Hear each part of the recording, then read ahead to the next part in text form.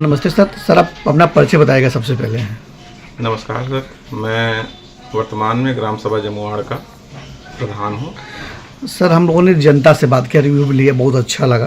Sir कैसे इतना चला, कैसे सबसे पहले मैं आपसे बात करना चाहता हूँ आपके जीवन में राजनीति में कैसे आप आ गए, जो कि आप युवा हैं, राजनीति में आने का मतलब राजनीति में सर चूँकि पुराना हम लोग का है, इसके पहले बाबा हमारे, फिर 10 साल हमारे माताजी और पिताजी ने कार्यभार संभाला, लेकिन इससे हमारी बड़ी दूरी रहती थी क्योंकि मेरे पिताजी और माताजी की सोच थी सरकारी नौकरी की, कि मेरा बच्चा सरकारी नौकरी करे। तो उसके लिए हम यहाँ काफ़ी दूर थे, यहाँ से जनता से या फिर राजनीति से, हम शहर में रहते थे। लेकिन जब फिर यहाँ आए तो लोगों के बीच में हम गए, हमने देखा कि बहुत से ऐसे लोग हैं जिनकी ज़रूरतें नहीं पूरी हो पा रही हैं, और जो उनकी ज़रूरतें पूरा कर रहा उनका शोषण कर रहा है। किसी काम के बहाने उनसे जो चीज़ें अगर 10 रुपए की हैं तो उनको 20 रुपये बताया जा रहा है।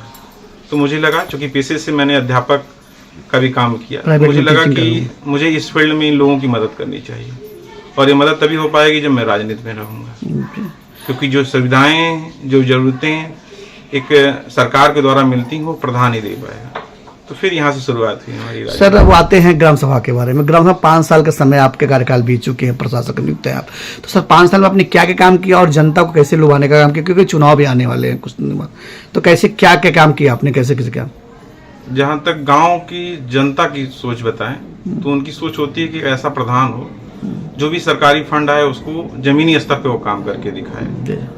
तो सबसे पहला मेरा काम ये था कि जो भी फंड्स आए सही जगह पे सही कार्य किया जाए। ऐसे नाली हुई, खड़ंजे हुए, आरसीसी हुए, बहुत से ऐसे जगह थे जहाँ विवादित थे, 10 साल 20 साल से विवाद था, बनने ही नहीं दिया जा रहा था। लेकिन दोनों पक्षों को बैठाया गया, समझाया गया और वो तैयार हुए, और वहाँ पे आए। आज नाली भी है, आज खड़ंजा भी है, और उसके बाद अब तो इंटरलॉकिंग भी लग गए हैं। अब कई जगह सीसी रोड का भी हमने देखा है। क्या आपने सीसी रोड कराया है कि हर गलियों में जाने के लिए सीसी रोड कराया? जैसे अब हमने प्रधानी में देखा कि सबकी सोच होती है कि खड़ंजा लगा दिया जाए, लेकिन मानसिकता मेरी थी कि खड़ंजा ये होता है कि हमें तब भी मिट्टी उस पर बनी रहती है, लेकिन अगर उसको आरसीसी युक्त कर दिया जाएगा तो वो साफ सफाई ज्यादा रहेगी। सर उसको तो हम बात करते हैं स्वच्छ पेयजल के ऊपर। स्वच्छ पेयजल के बारे में आपने क्या क्या काम किया है वहाँ? हमारे वहाँ ये जलकल विभाग से एक जो पानी की टंकी होती है उसकी सप्लाई है। 2 हमारे वहाँ आरओ वाटर लगा हुआ है, एक स्कूल पर, एक अम्बेडकर सामुदायिक भवन पर, 2 जगह पे। तो सप्लाई तो निरंतर बनी आती रहती है, लेकिन इसके साथ ही अगर बच्चों के लिए भी आरओ प्लांट लगा हुआ है, और गांव सामाजिक के लिए भी सामुदायिक भवन पर है।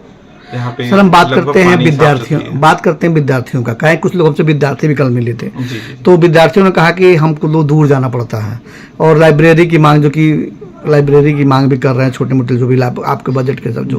तो सर क्या कर, लाइब्रेरी के बारे में क्या करना चाहते हैं? लाइब्रेरी सर हमारी भी प्लानिंग है, क्योंकि हम भी पेशे से अध्यापक रहे हैं, 8 साल मैंने टीचिंग किया है। तो मेरी सोच है, और मैं अपने गाँव को आपके माध्यम से मैं बताना चाहूँगा कि बहुत जल्द हमारे वहाँ लाइब्रेरी खुलेगी।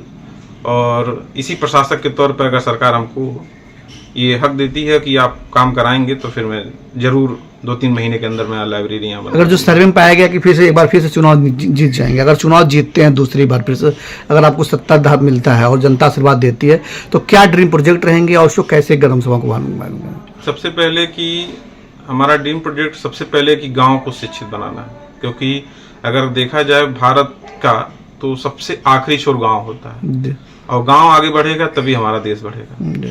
तो सबसे पहले मैं अपने गांव को शिक्षित करने के लिए, उनको बेहतर शिक्षा के लिए मैं ये कोशिश करूंगा हमारे वहाँ लाइब्रेरी हो, अधिक से अधिक बच्चे यहाँ से अच्छे जगह पे प्लेटफॉर्म पे जाएं, पढ़ाई करें, आगे बढ़ें। सबसे ज़्यादा काम मुझे इसी फोकस करना है कि बच्चों को शिक्षित करना, हर एक परिवार को। बहुत बहुत धन्यवाद।